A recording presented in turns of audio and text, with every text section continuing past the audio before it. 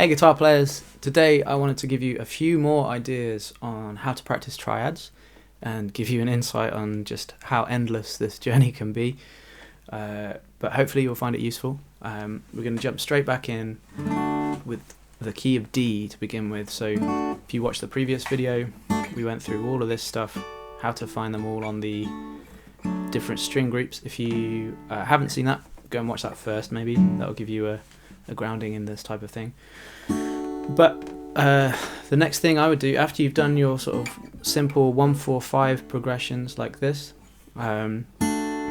start doing things like take each individual inversion through the harmonized scale. Okay, so in the key of D, that's going to give us D major, E minor, F sharp minor, G, A, B minor, and then this would be C sharp diminished, and then we're going to be back at D major again. Okay, so we can play through the whole scale just with those little triads with this particular type of voicing. So you've got this one where it goes 5th, root, 3rd, like that. These are all second inversion, by the way.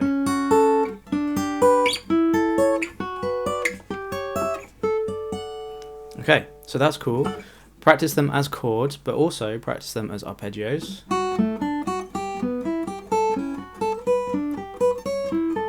Like this, and so on. I'm just playing the top note, the bottom, middle, and then repeating the top note there.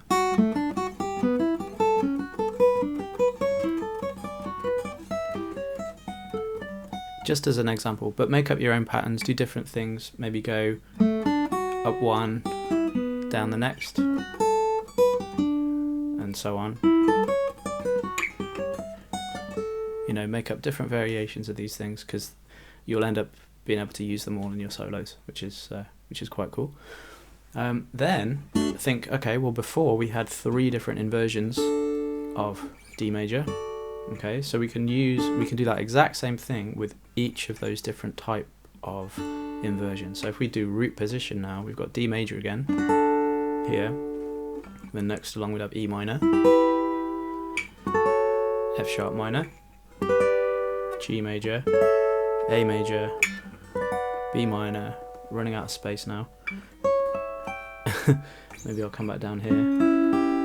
There's a diminished. And back at D. Okay, so now if you go through and write all these out, you know, I really strongly believe that the best way to learn all this stuff is to sit down and write it out yourself. Try and figure it out using the methods I described in the previous video. But try and work it out yourself rather than find it in a book or anything like that. You will find it in books. But I find the best way to imprint it on your mind is if you sit down and you scratch your head for a while, and even if it takes you ages, you know, it's going to stay put in your mind. That being said, as always, I've written all this out on my Patreon page if you want to use that to help you, but you know, that's up to you. Definitely sit and try and do it yourself. So we've got the harmonized scale for the root position voicings. Then we want the first inversion voicings, these ones. So now we're going to run out of space pretty quickly, particularly on the acoustic guitar here. But I can get a few of them. So I've got D, E minor, F sharp minor, G. Maybe I'm going to come down an octave now. A, B minor, C sharp diminished, D. Okay, I'll play those last few a little slower. G, A, B minor, C sharp diminished. Okay, and do all of these as chords and arpeggios, and then start kind of voice leading between them in different ways. Improvise with them, you know, like come up with your own little riffs, your own solos, and little melodic ideas, and you'll start being able to kind of use these in a musical situation. Then this is where we very rapidly discover how much work there is to do. Remember all the string group stuff we spoke about in the previous video. Okay, so I then want to go through and do all of that with all of the different string groups and all that type of stuff. So here I've got D, this is first inversion, D, E minor, F sharp minor, G major, A major, B minor, and then C sharp diminished. That's, I don't know if you can see that, that's 14th, 12th, 14th on the B, and then back to D on here. So, and then I'd also jumble these up in different orders, right? So like,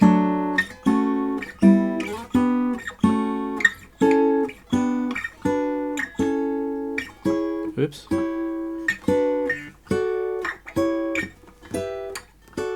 So we make little patterns out of them, and that will help you memorize them. And the point is, this will give you tons of places to play all of your different, all of your chords in places that you might not normally think of. You know, like there. When I think B minor, my brain doesn't instantly go there. You know, but it's an option that I can maybe use. You know, depending on what song I'm playing and this type of stuff. Find riffs. I'll do a video on a few riffs that you can use that will help you. But yeah, find riffs that you can play that use these things. I remember just practicing this stuff on gigs. You know, playing usual kind of like pop and rock covers type stuff. Just trying to sort of voice lead things. You know, and quite often getting it wrong. You know, and getting myself in trouble. But yeah, it really helps to apply this to musical situations that you are already familiar with and comfortable with, you know, so that you can just expand your options, you know, rather than doing these big bar chord type things. You know, find these little voice leading ideas nearby, which is always quite useful. So each inversion on each string group. Okay, so if I start here, second inversion, then I'm going to get E minor like that, F sharp minor, G, A, let's come down here, B minor, and then C sharp diminished, which actually kind of looks like A7, you know. There's all these little things that you notice as you do this, and then back to D. Okay, so and then yeah, progress down the string groups. Oops. So D major, E minor, F sharp minor, G, A. You know, and you can continue to practice forever, and you should. I still do, because I still mess it up from time to time. You know, so it's really good to kind of keep refreshing these, and it just helps you sort of just navigate the fretboard with a lot more ease and fluency. Okay, so that's one thing. Another thing you can try is just write out every day, write out a different random chord progression, and just pluck letters out of a hat, or just kind of look at the circle of fifths and pick random notes and just say, okay, on this string group, can I find, with this particular voicing, can I find D? Okay, fine. What about F? Yep. What about A? Cool. B flat. And then F sharp. You see what I mean? And just kind of try and get comfortable linking those together, and then also try and voice lead them in the same area. So I can't remember which ones I said there. I said D, F, A, C, you know, G, E flat. You know, try and find them as close by as you possibly can, and then maybe pick an inversion type each day or something and do a different one. And then, you know, gradually kind of over the course of a month or so progress down the string groups and do that. This will all strengthen your ability to see these things. And then the other thing, to start improvising with these, you know, trying to get this way of thinking into your soloing, a good thing to do would be take this one, for instance, this root position, D major on the top three strings. just over anything, any song in D, whatever, a backing track that you've made, or like a loop or something that you've set up or whatever, just fish around locally for notes that sound like maybe they belong to the scale. We're not necessarily thinking what the notes are at this stage. You're not necessarily thinking, okay, D major, but just trust your ears. You'll know if it's right or wrong. So you've got this. These sound pretty good,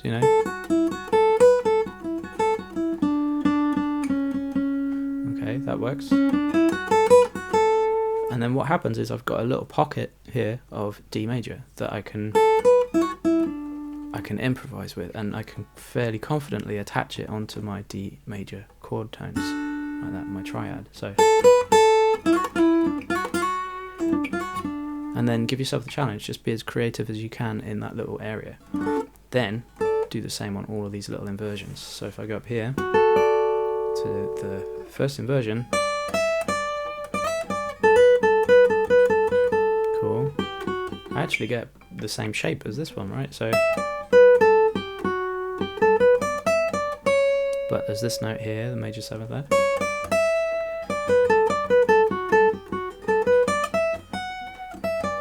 And then try the third one.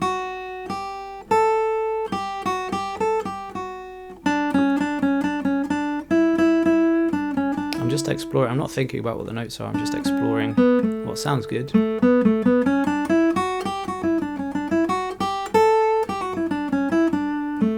Okay, and then, look here, this attaches onto that first one I had. If I hit this note, this is right next to this one that I had, and you can start seeing how they link together.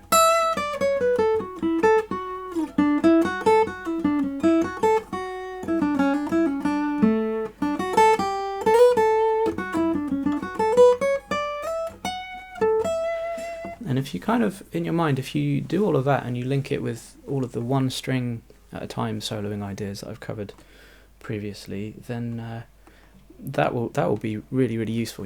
These things will link together, particularly if you then venture down all of the string groups like we've been suggesting.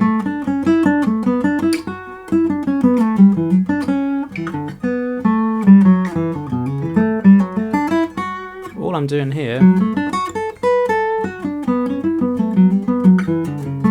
is linking triad shapes together and filling in the gaps with what my ear believes are correct notes, inside notes at least.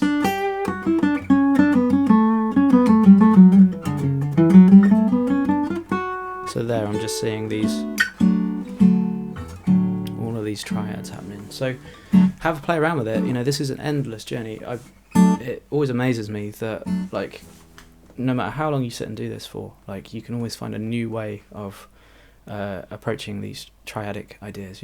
There's always new stuff to do and new things to apply them to. It's truly endless, and really fascinating to me at least. So give it a go. All of that stuff that we spoke about at the beginning, going through the harmonised scale, applies to the wide triads as well. You get some lovely voicings when you do this, there it is. And then you can just rapidly expand your chord knowledge. So have fun, and I'll catch you soon.